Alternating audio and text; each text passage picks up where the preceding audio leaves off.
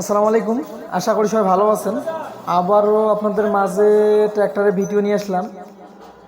Sonalika DI 750 tractor দেখতে পাচ্ছেন। গাড়িটা হচ্ছে হাইড্রোলিক বডি সহকারে বিক্রি করা হবে।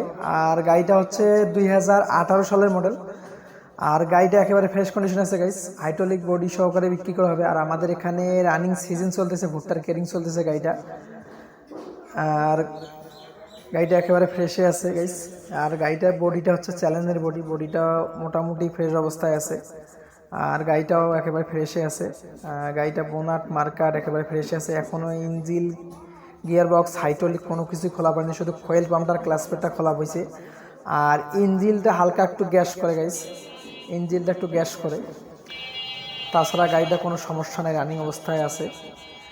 আর গাড়িটার দাম চাওয়া হচ্ছে 4,20,000 টাকা। অবশ্যই অল্প কিছু দামাদামির অপশন থাকবে।